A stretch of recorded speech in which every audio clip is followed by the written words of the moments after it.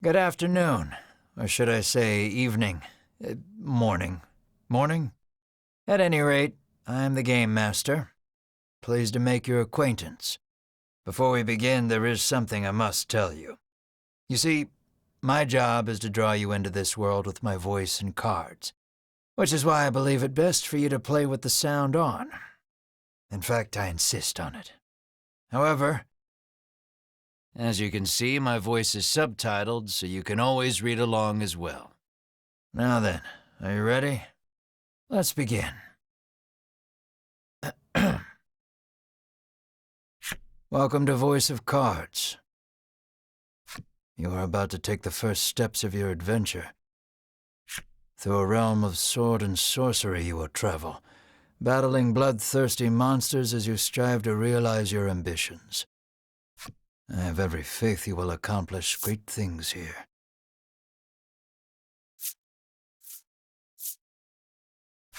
I am merely a witness to your exploits.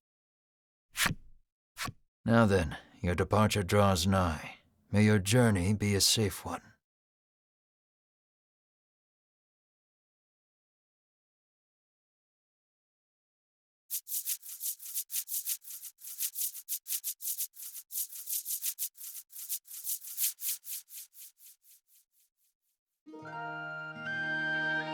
This is Castle Advent. Queen Nilla reigns over the kingdom from within its walls. 3 white-clad adventurers have gathered here at the Queen's summons. Present yourselves, O faithful of the Ivory Order.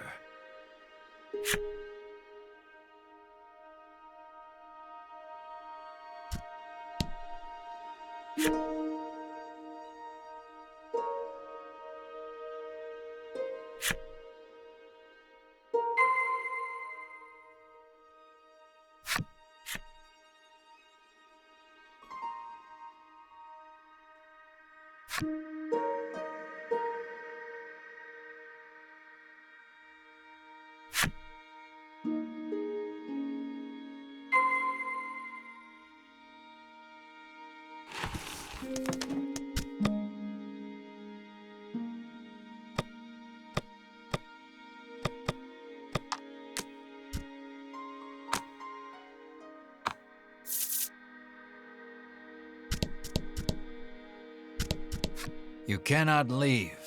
Present yourself to the Queen at once.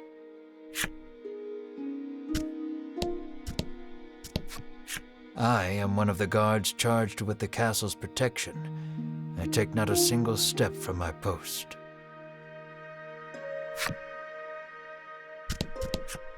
I am one of the guards charged with the castle's protection. None shall pass me without permission.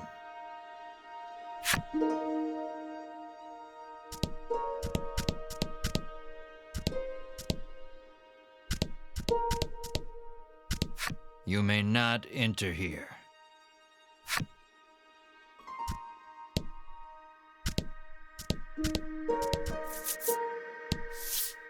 From upon her throne, the Queen regards the adventurers. So you are disciples of the Order. The youngest of the 3 steps forward. She holds herself with well-born grace. I am Winifred of the Ivory Order, Your Majesty, she says. I lead this fellowship. She bows, glancing to her 2 companions.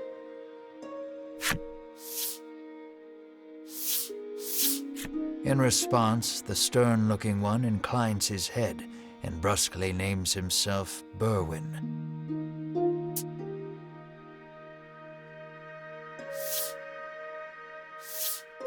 The older man is the picture of courtesy as he genuflects and introduces himself as Hedwyn.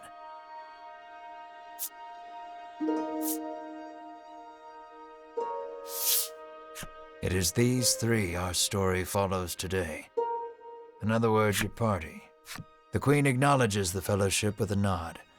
In a soft voice, she explains her errand. Someone has stolen the royal treasure. I bid you reclaim it. Under normal circumstances, I would entrust this to my soldiers, but I do not wish to spread thin my forces with the recent monster troubles. It seems the troubled queen is judged she can entrust this matter to none but the Ivory Order, beloved of the people and unmatchable in battle. It is our honor to serve you, Your Majesty, and thus the quest falls to the Fellowship. Short of any clues that could lead them to the culprit, however, they press the Queen for further information.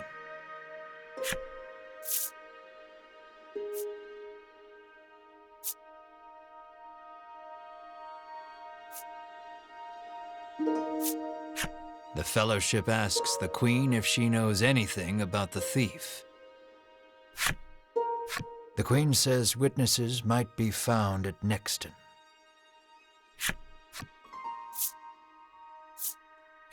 The Fellowship asks the Queen what the royal treasure is. The Queen describes a bottle containing a certain liquid. Without it, she trails off, but the desperation in her voice suggests its loss could spell disaster for the kingdom.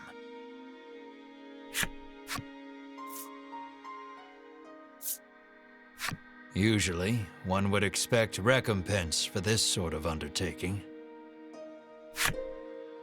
as demanding a reward would go against the tenets of the Ivory Order. You hold your tongue. The Queen, however, has already said she will reward the Fellowship with whatever they desire. It seems the royal treasure is just that important. Pray tarry no longer here. I await news of your success. The Fellowship bows and takes their leave.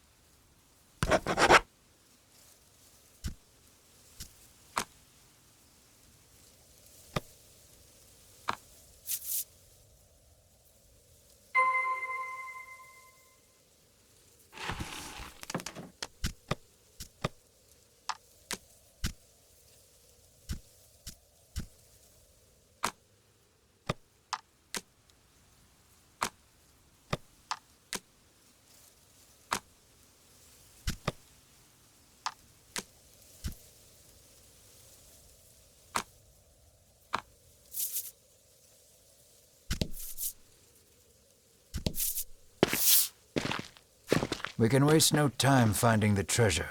Winifred strides toward town. Wait, cries Berwin, blocking Winifred's path. A monster.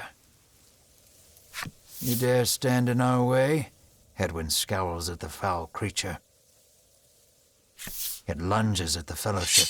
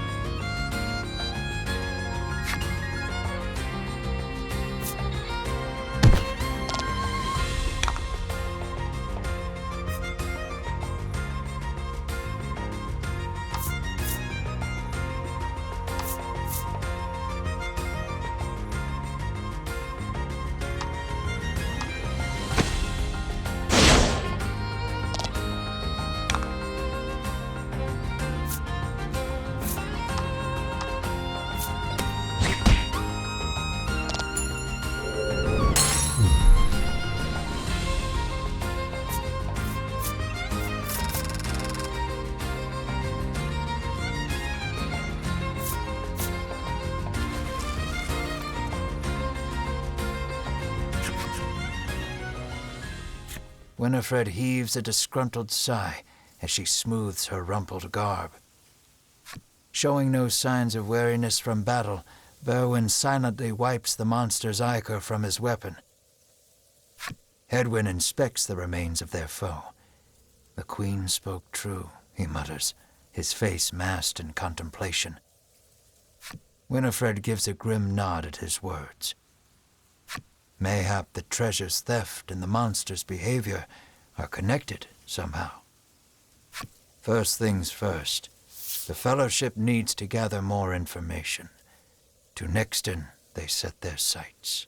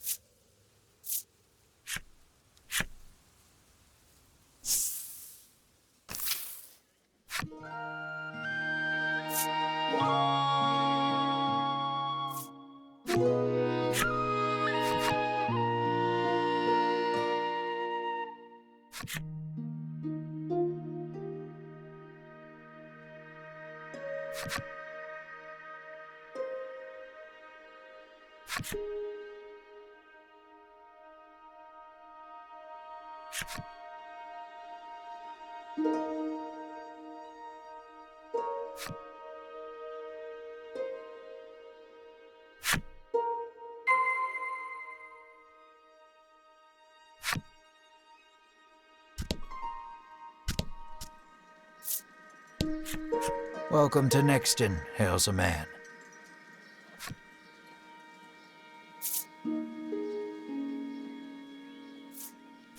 The man doesn't respond to any question except to parrot back his original greeting.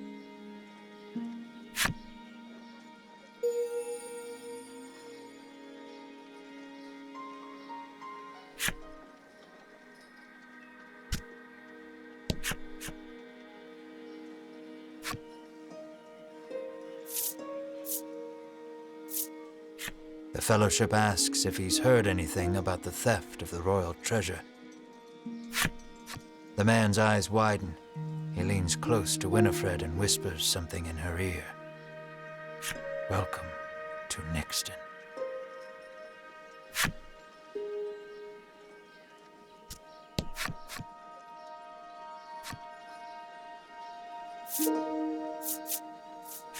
Having nothing to ask, you take your leave.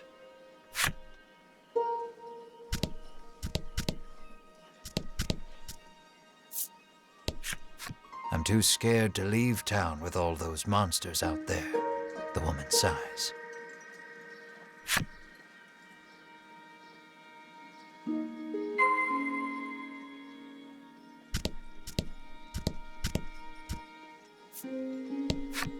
The man helpfully advises you take the opportunity to purchase equipment and curatives while you are in town.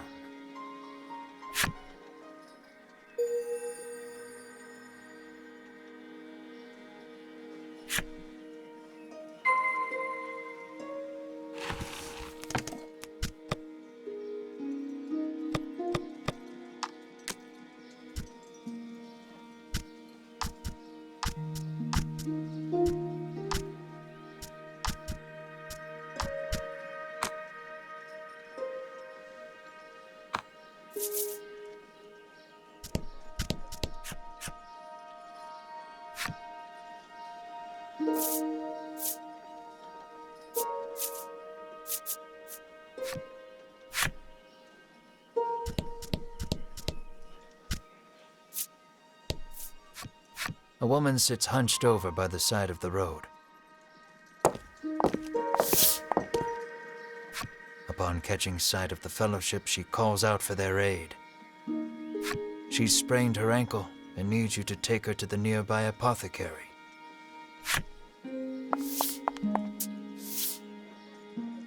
Winifred rushes to her and helps her up.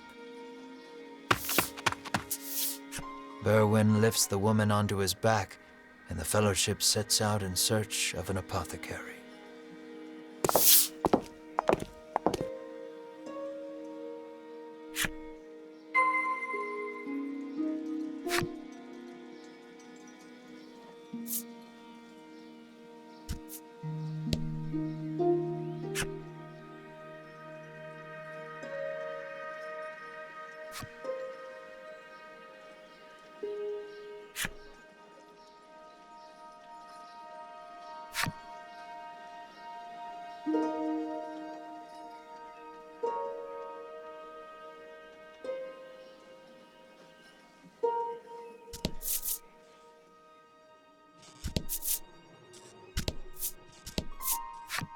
The man claims he saw a suspicious someone leaving the castle grounds carrying what looked to be a medicine bottle.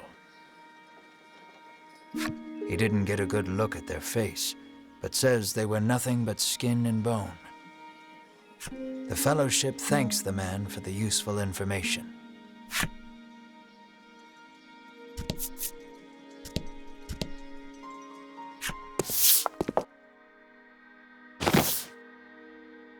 You arrive at the apothecary.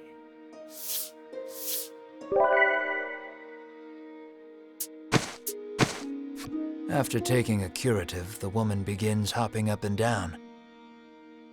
Nothing holds a candle to Ivory Order medicine, she beams. She turns to the Fellowship, her eyes widening in surprise. You three. It seems she's only now realized the Fellowship are disciples of the Ivory Order. The woman takes each of their hands in turn, thanking them for their service. The Ivory Order is famous for providing medical supplies throughout the realm, and indeed the wider world.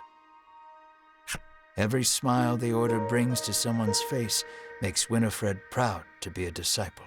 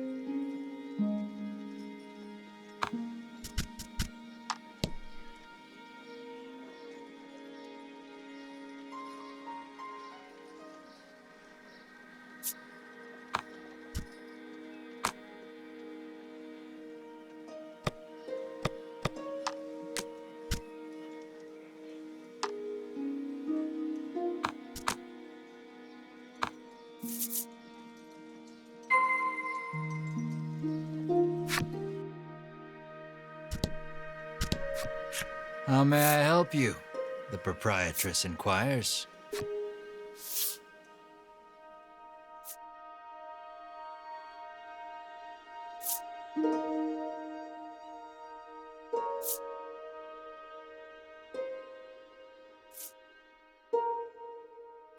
Will that be all? The proprietress asks.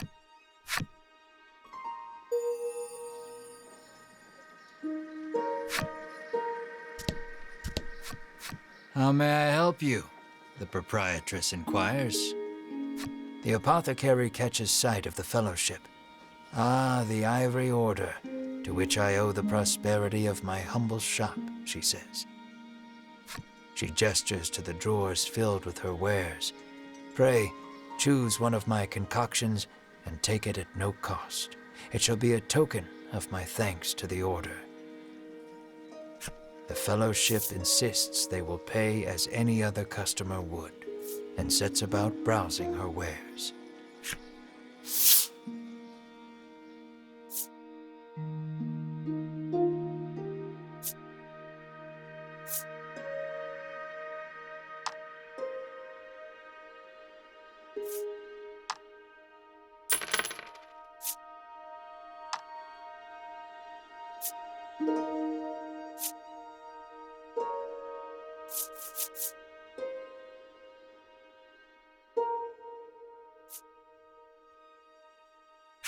Will that be all? The proprietress asks.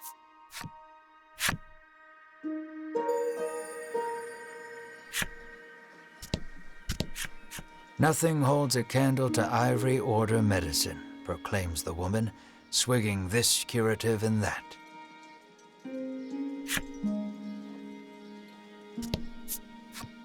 The woman begs the fellowship for their autographs. She seems to greatly admire the Order. I know there's nothing to worry about with disciples of the Order here, she says, relief flooding her features. Upon asking, the woman says she was attacked by a monster outside of town. A strange creature, she says, nothing but bones, and it clutched a bottle of medicine as if its life depended on it.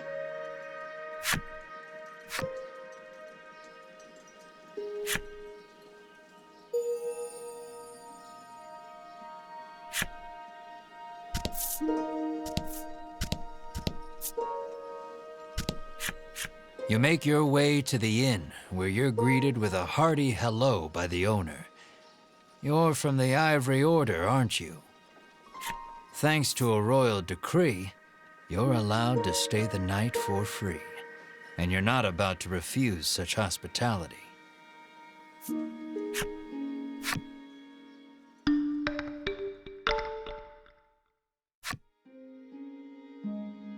The party leaves the inn feeling rested.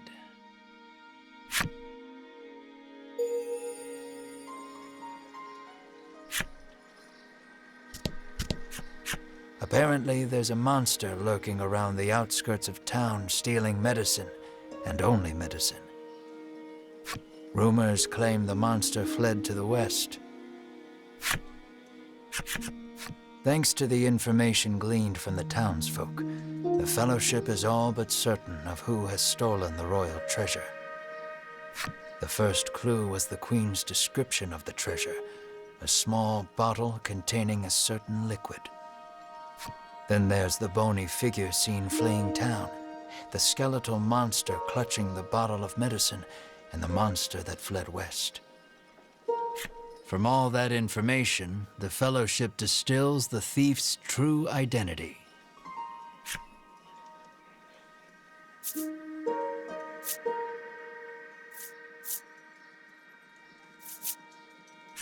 Realization strikes Winifred. I know who our thief is. The monster made of bones, Hedwyn interjects. The one that fled west. Berwin nods in agreement, as if to say, another sage pronouncement from the great and wise Hedwyn. Winifred clears her throat, proclaims that the fellowship shall head west, out of town, and walks off.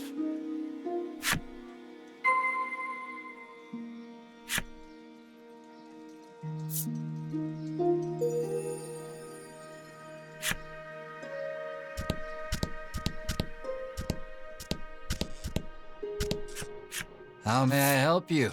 The proprietor inquires.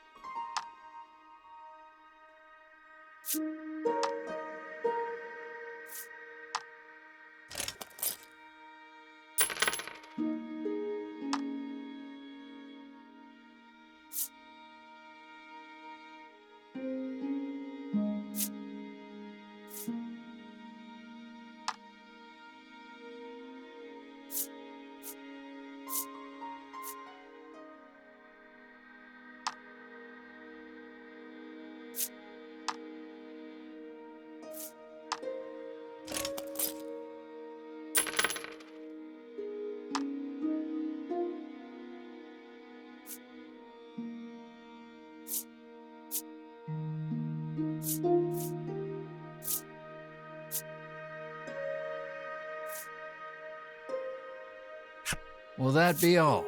The proprietor asks.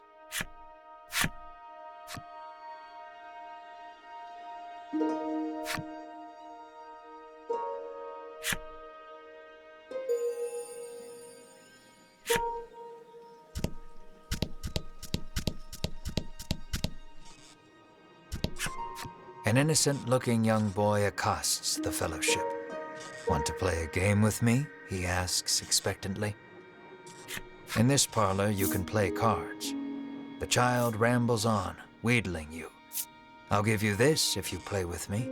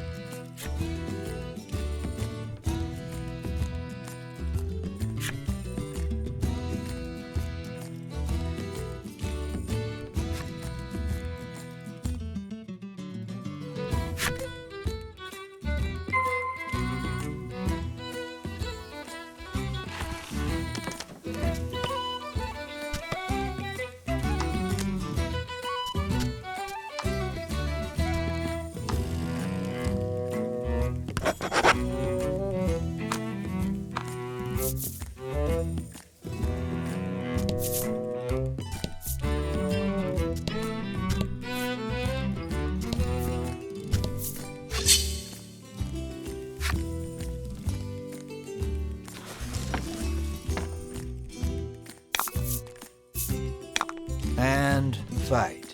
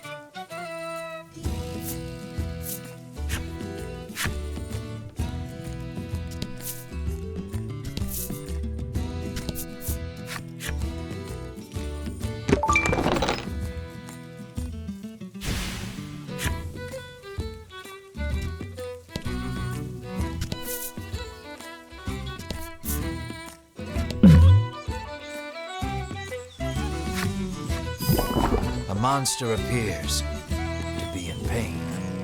Seems the poor thing's been poisoned.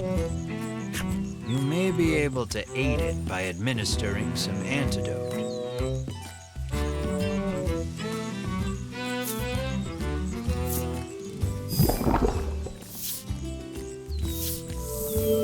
You take pity on the creature and administer some antidote.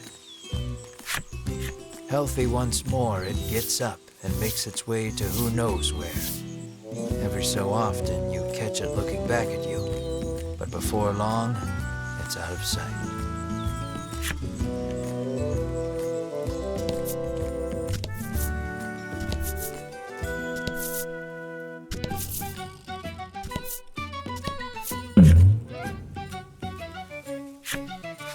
A monster appears and just stands there, stock still, staring at you. Suddenly it makes a pained face, acting as if it's been poisoned. Aha! This must be the monster you saved with the antidote. It places a medicine bottle at your feet and is gone as quickly as it came. You suppose that's its way of saying thanks.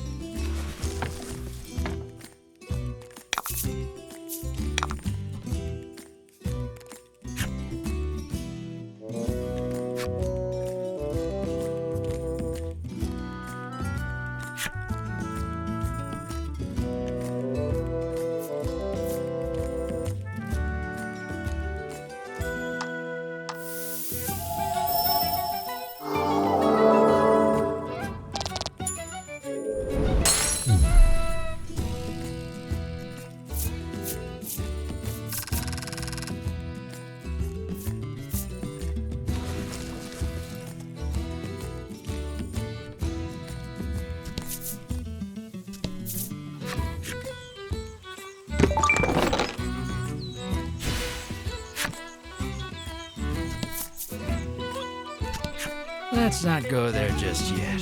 I haven't quite finished the story for that section, you see.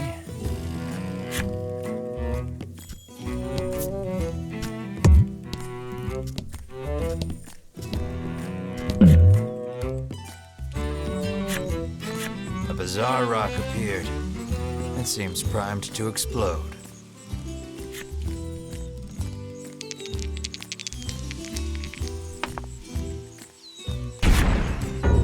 The bizarre rock transformed into an aqua rock. The only way out of this fight is through it.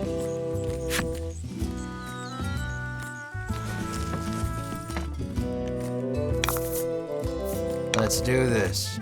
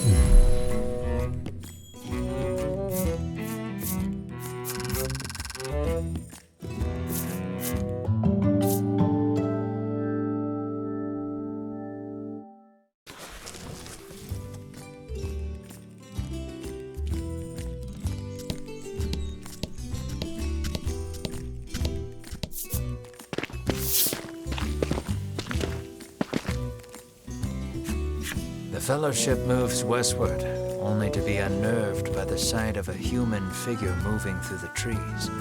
The presence of large packs suggests a traveler.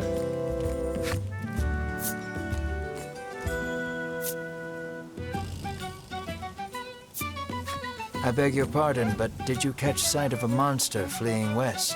Winifred inquires. He gives her a puzzled look. There's nothing out there but the sea, he says. That and a cave full of monsters on the opposite shore. I suspect you might find your quarry there. The Fellowship exchange glances and nod as if to say, then that is where we shall go. Alas, they will need a boat to cross the sea. The traveler hoists his packs, suggests the Fellowship speak to the fishermen on the western shore, and takes his leave.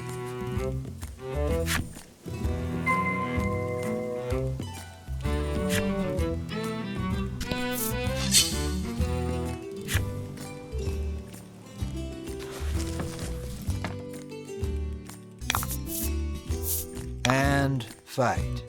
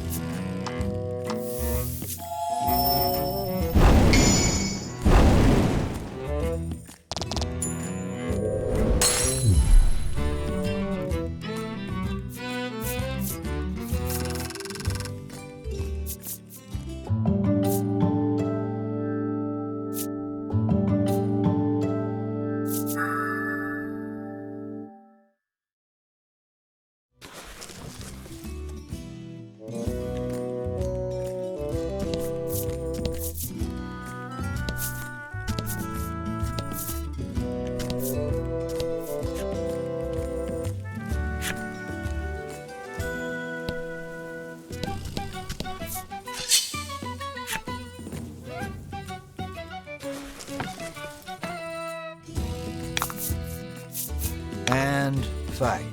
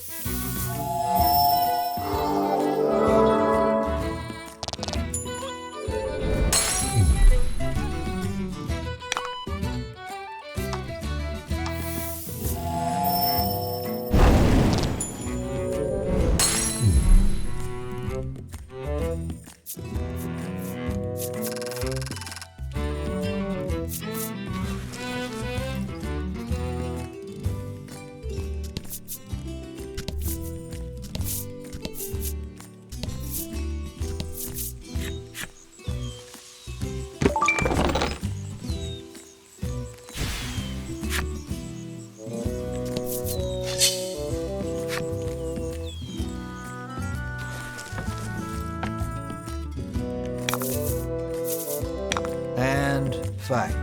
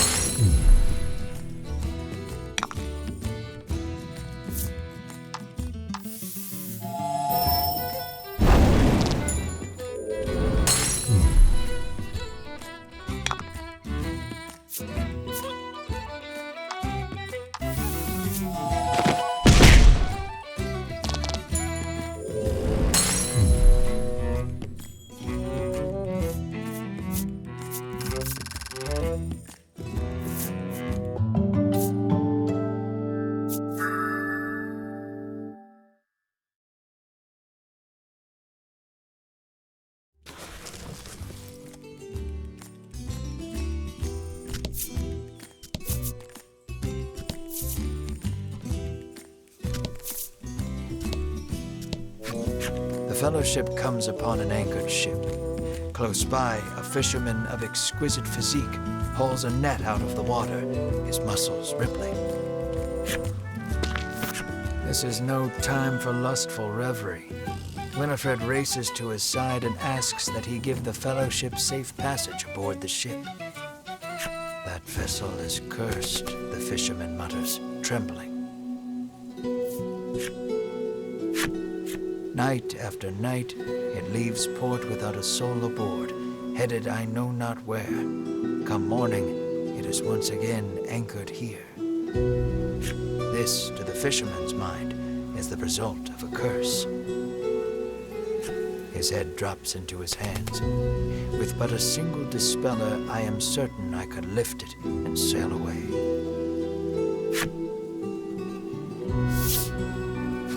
Alas, the Fellowship find themselves without any dispeller. They resolve to return to Nexton and find some.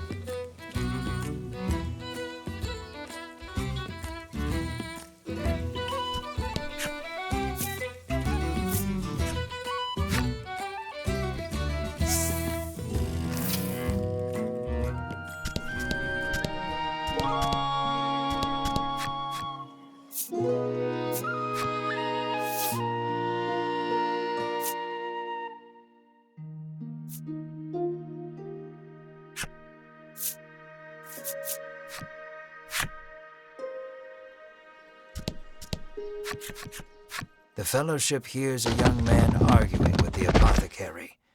"Make it cheaper," he bellows. As the Fellowship approaches the door to intervene, the young man bursts out of the shop. He storms past Winifred, nearly crashing into her. "Watch where you're going," she shouts after him. But he makes no move to apologize, instead squaring his shoulders and walking off. "What a hateful little man," grumbles the apothecary. Winifred vows to teach him proper manners should they ever meet again.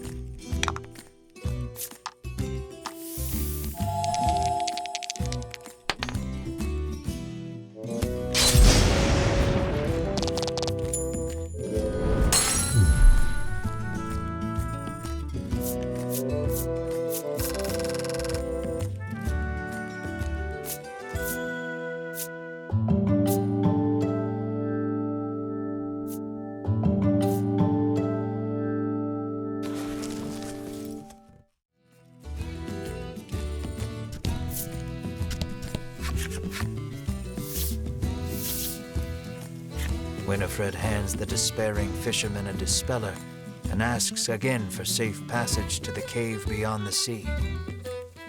The fisherman snatches up the concoction, so delighted that his pectoral muscles begin twitching. The fellowship politely ignores this fact. He opens the bottle and proceeds to douse the ship.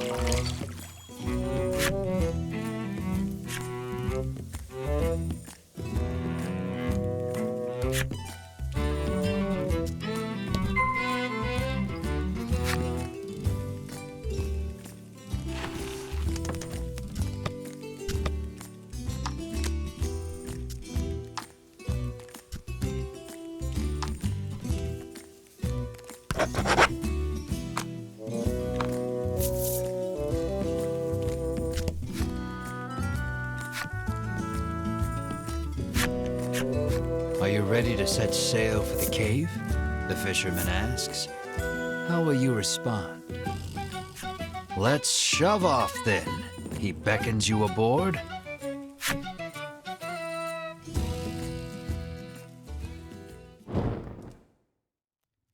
The fellowship arrives at the mouth of a dank cave, its damp, rocky expanse threatening to swallow them.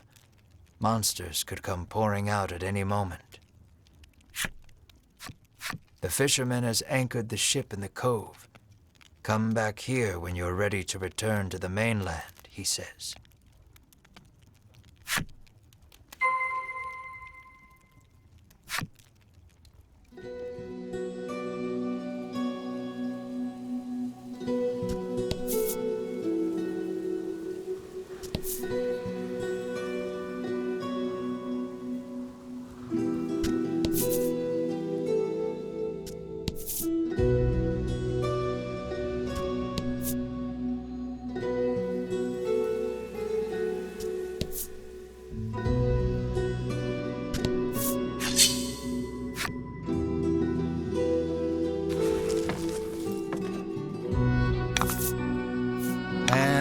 Fight.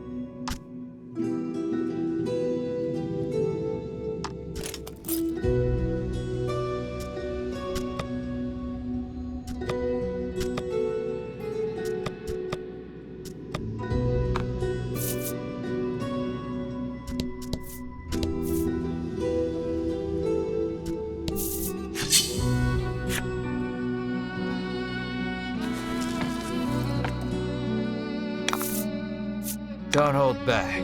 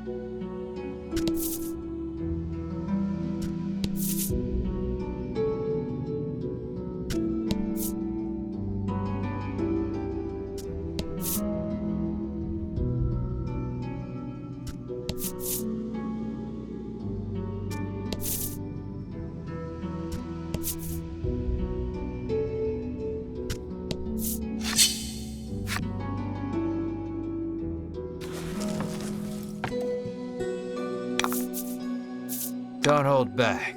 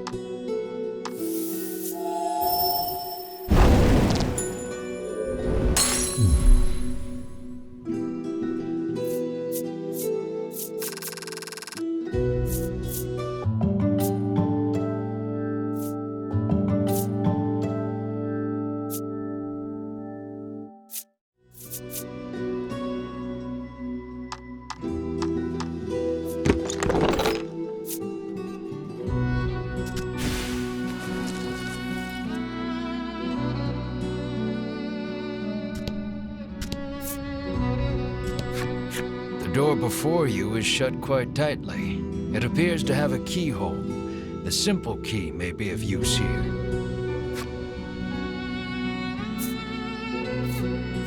The Fellowship slides the simple key into the keyhole and turns it. The lock opens with a thunk.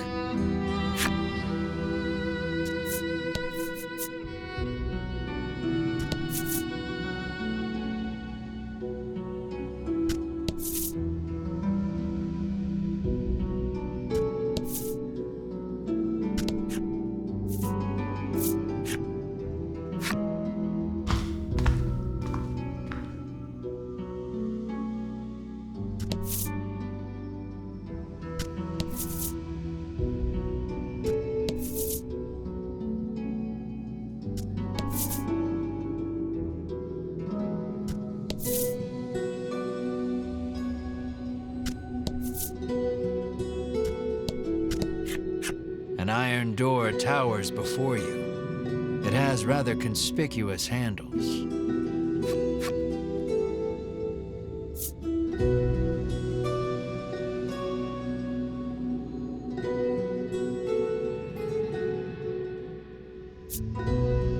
Berwin pushes the massive handles against the door with all his might. It moves not an inch. Berwin gives the door a roundhouse kick out of pure frustration. As his foot connects, the door trundles to the side. So it was one of those sliding contraptions.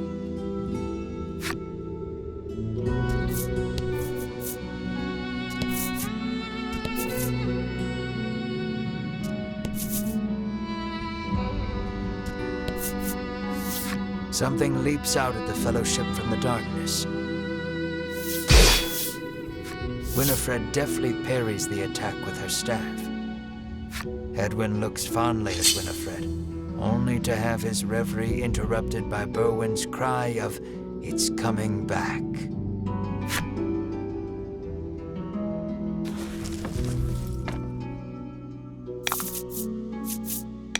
Don't hold back.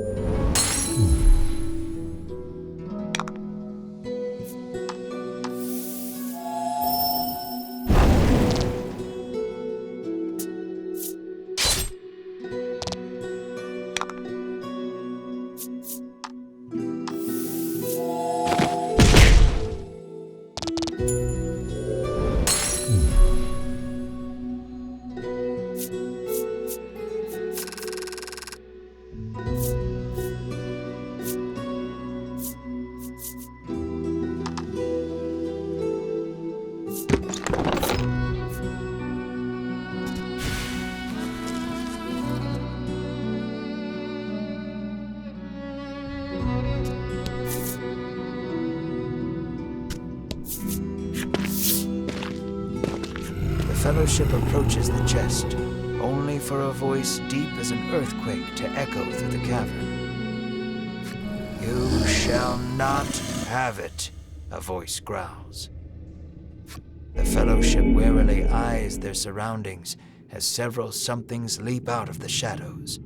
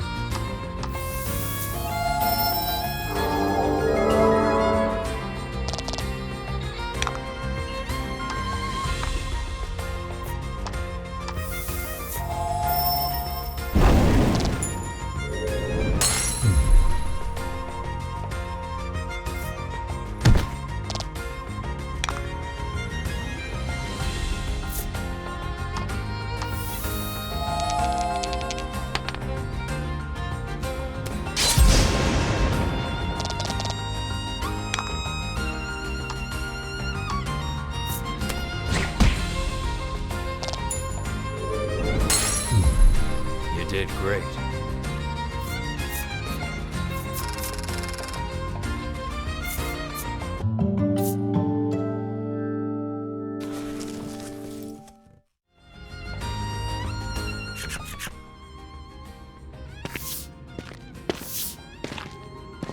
Winifred neatly steps through the fiend's remains and opens the chest. Inside is what appears for all the world to be an ordinary medicine bottle.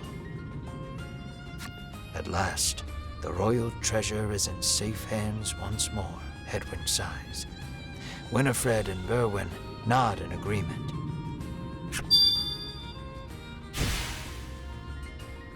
Treasure in hand, the Fellowship exit the cave, exulted.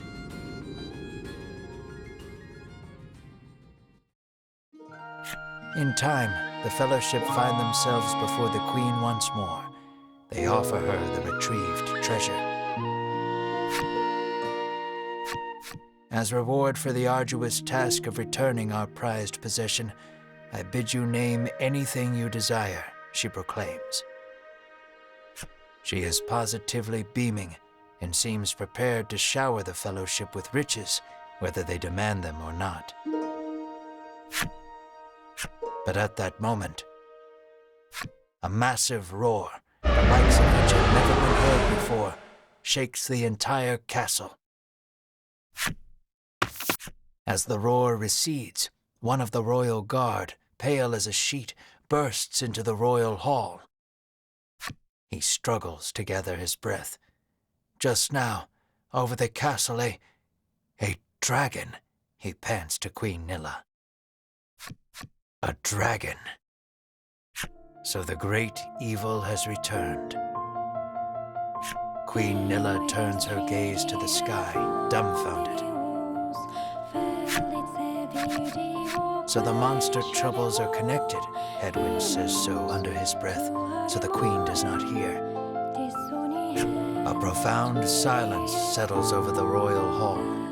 The Fellowship stand tall, unflinching, as though they know what must be done in the face of such a crisis.